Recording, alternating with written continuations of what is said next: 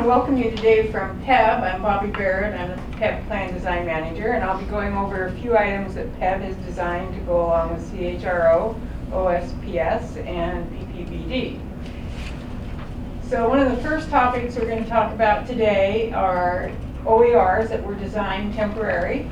We're going to talk about temporary employee benefits, coverages, and costs.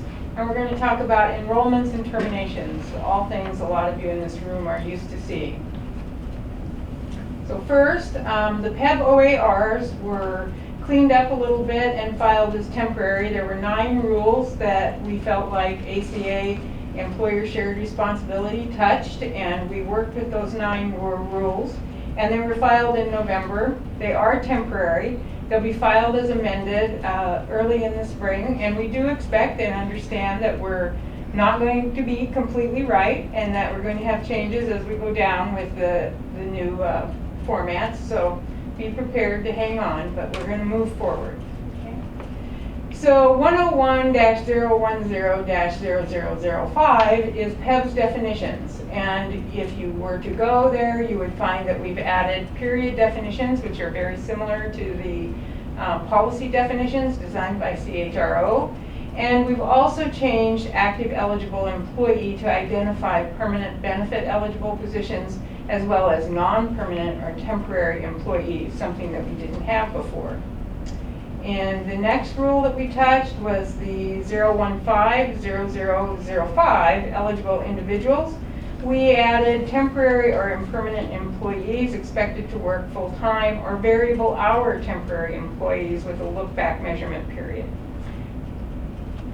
So this rule got a little bit more work done to it. It was 020-0002, and it encompasses a lot of things that we work with on a daily basis: plan effective dates, employee eligibility, continuation, as well as plan termination dates. We've added stability periods for ongoing employees. We've clarified benefit eligibility, but not within a stability period, who must be within the 80-hour rule, who would not be within the 80-hour rule. Also, we've touched a little bit on new employee first month and return to work. And we've added to the termination of benefits. So one of the important things most of you understand is that if you work 80 hours in a month currently and you're terminating your employment, generally your benefits will be paid for in the following month, because we work 1 month for the following month benefits. If you work less than 80 hours in your month of termination, you would not receive those benefits. That is not changing, regardless of the stability period that employees in or not in. The 80-hour rule for termination of employment will stay.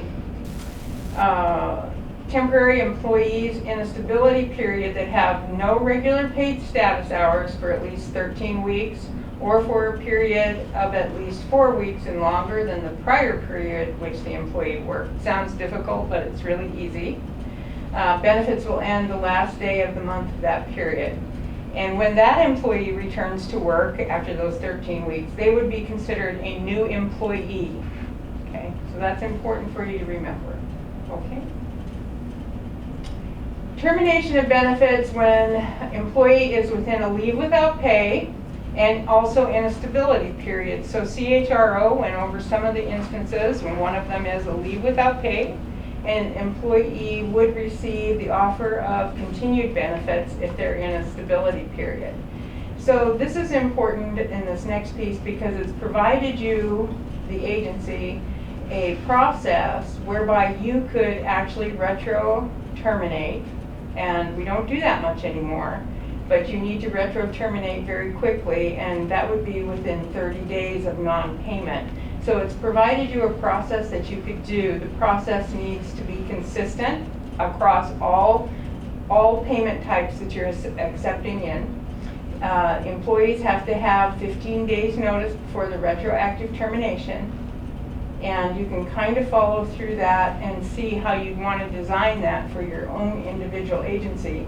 I do give you a suggestion that you set that premium due date from that individual who's out on a leave without pay. This is the time when they need to pay you their portion, their premium contribution share. Set that time prior to run 1, because Run 1, as you know, pays for the benefits in that following month, and your agency pays that full premium at that time.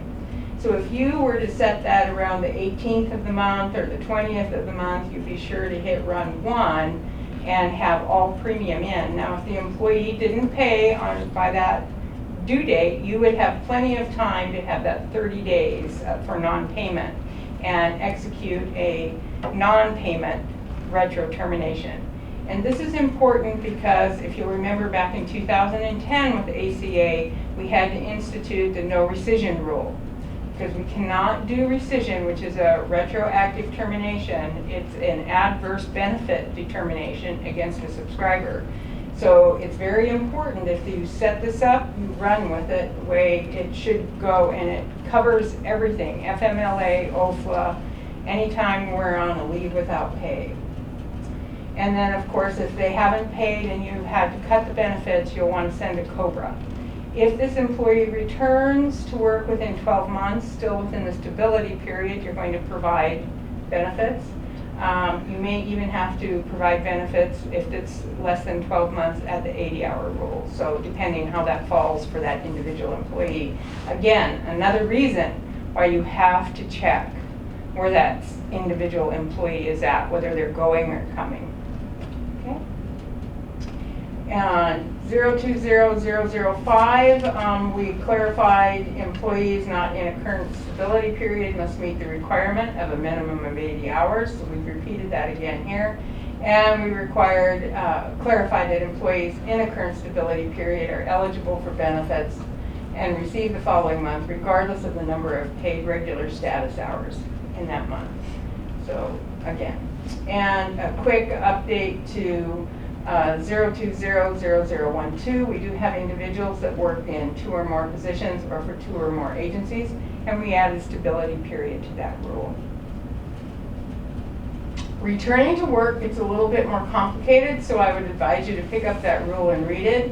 Read it a little bit more clearly because we didn't change so much, but we had to add stability periods, and we had to add some pieces in there for temporary employees that may have not worked for 13 weeks. So we added stability periods to return to work eligibilities. We clarified stability period versus working 80 hours in the month of return. And remember, sometimes it depends on what they're returning from, whether they have to work in that month or not. So stability period would have a piece in there. We've clarified returning to work within 30 days with no break in coverage, and the stability period applies to a lot of folks who leave state service, maybe come back as a temporary, or also come back in as a permanent benefit eligible position. And clarified and remain clarified that the previously permanent benefit eligible employee returning to a benefit eligible position within 12 months of core benefit termination, all possible benefits are reinstated. So that one hasn't changed too much, but I wanted you to understand that that is a reinstatement. So, and then we clarified a temporary employee, once again, in a stability period with no hours of service for 13 weeks or 4 weeks is considered a new employee upon return. The following rules we changed so that the payment requirements for non-payment when an employee is out on a leave without pay also have that same process that you can set up so that you can do a retro term.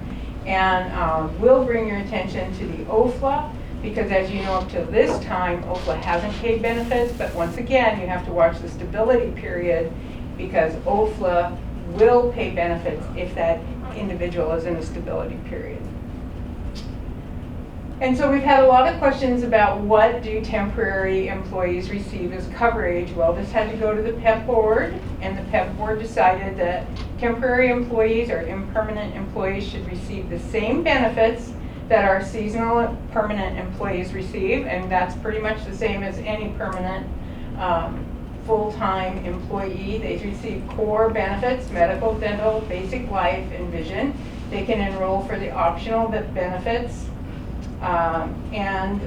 They can also opt out, because opting out is a medical plan choice. They will receive a guarantee issue on the optional plans if it applies, such as life insurance. There are two programs or plans that seasonals are not allowed to enroll in, and this holds true for temporaries, and that is short-term and long-term disability. They can cover all family members that are eligible for coverage, the same as any full-time employee of the state of Oregon. That would be spouse, domestic partner, children, children by affidavit, as long as they meet the eligibility. Premium costs for a temporary impermanent worker would be the same as for any state of Oregon and would be based on the agency and collective bargaining agreements, the same as for any permanent position within the state of Oregon. And optional benefits are always full employee payment responsibility.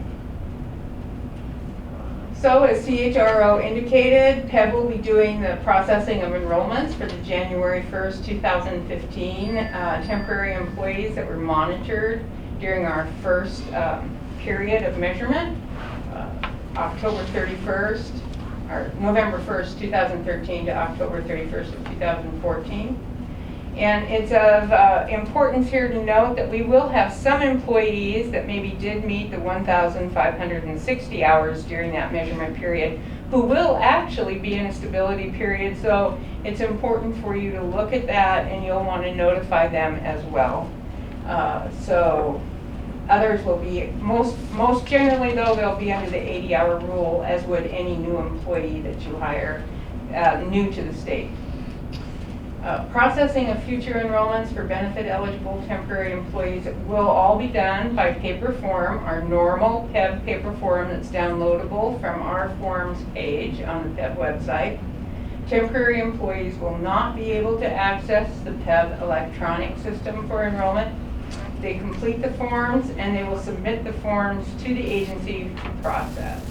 And that would include the flexible spending account forms as well. They're sent to PEBB. One exception. Terminations.